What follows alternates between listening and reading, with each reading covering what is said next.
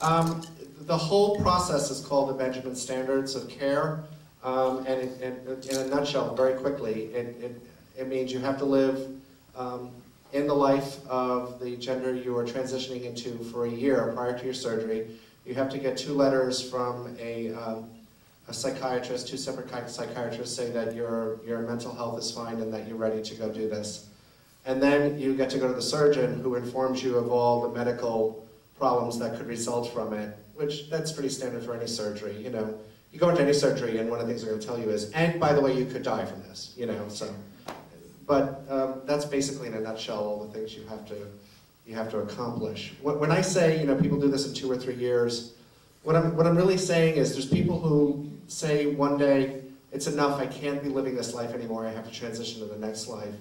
And rather than, you know, work out how they're going to do that or think about, you know, where things are, they just rush into, you know, the process of, I have to have my beard removed, I have to have hormones, I have to have this, this, and this. And at some point, you have to do the thinking, and that's what happened to Laura. I think she did her, like, real transition, the mental stuff, after she did all the physical surgery stuff and all the other stuff.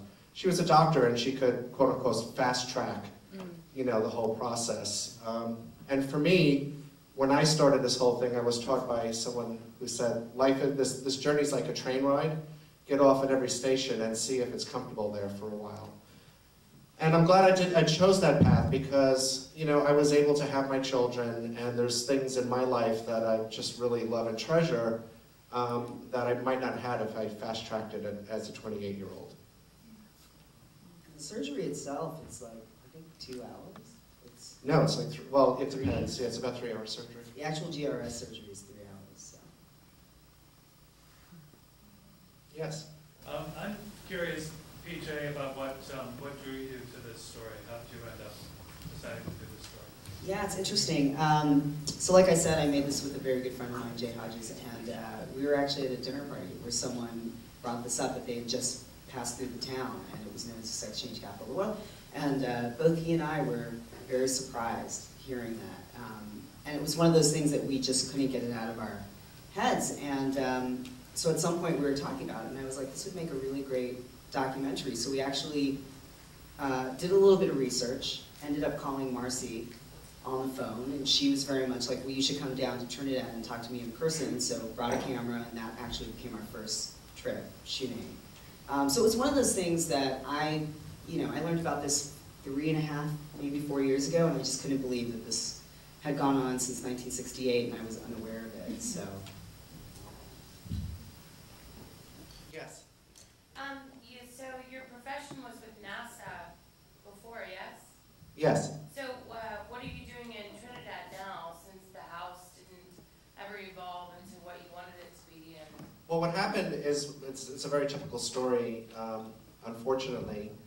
I transitioned, or announced to my job that I was going to transition, and I had the company I was working for, it was a Southern-based company, or at least that part of it was, and a Southern mentality. I don't want to see, let me take that back. I should be Southern. But it was, yeah, well, I live in Florida and for 20 years, so, you know, but it wasn't a progressive, it's not a progressive state. Florida's not a progressive state. I think we could all acknowledge that. And it has nothing to do with the South, and I'm sorry if I offended anyone. we know. Okay. But when I went to transition, I was fired. You know, after 20 years of being a loyal employee and having an absolutely perfect, or, you know, close to perfect, stellar employee record, you know, in 6 weeks they figured out some way to get rid of me. I worked in a little other part-time job and took some of those trips with my children. And then after I boo-hooed and cried in my beer and said, how could this happen to me? I, you know, pulled up my boots and said, I'm going to go and find another job. And I did. Met Laura Ellis, and we decided we were going to go into this business venture. So we left for Trinidad, and we did that for 2 years. I was there for almost exactly 2 years. I worked in the hospital, as you saw, because we weren't making enough income on the house, and we got a new director who also wasn't progressive, and he decided he was going to let go of me in the sex change hospital because of his faith beliefs. Yeah, and got away with it. And then, so I rushed back to Florida and got another really horrible job for a year. I was dishing asphalt into potholes, working for the Department of Transportation. And then recently I said, I can't do this anymore. I have to revisit my life one more time. And I just went back and got my Coast Guard license. So now I am a second assistant engineer on a research vessel in the Pacific. And very happy out there, sailing the high seas. So, are you still a gearhead? Do you still do that kind of stuff? well, I don't have any more cars, but yeah, I had a Dukes of Hazzard 69 Dodge Charger, if you saw that. 440 RT, Hemi gearbox, Data 60 rear, Magnum. And actually, I have to tell this story. In the middle of shooting, at some point, my microphone broke. And in Trinidad, I was like, I have no idea what's going to happen. The microphone's dead. I don't know where to get it fixed. I don't know where to get another one. And Sabrina was like, oh, give it to me. I'll fix it. And so we stopped for like an hour, and she like cut open the microphone. And I'm like sitting here watching her, and she like puts it together, and it worked perfectly. And from here on out, I still have the same microphone. Well, and I'm also an engineer on a ship. You know, I actually run the engine room of a ship. So yeah, you know, I'm pretty much a gearhead. But you know what? My chief engineer is a 27-year-old African-American woman, born, you know, natal female, and she kicks my butt. You know, she's just terrific. So it has nothing to do with sex. I mean, she's just terrific, and she's my chief engineer. Yeah. Yes, I was going to ask, when you meet someone new, how soon do you tell them that you are transgender? Oh, that's a good question. You know, it's been changing, especially at work. At first I would tell them, and now I'm not. And it's not because I don't think people can know or tell. Typically for me, and some people we call it passing distance. And, you know, there is that reference in the community. It's, you know, not official, it's not in a book.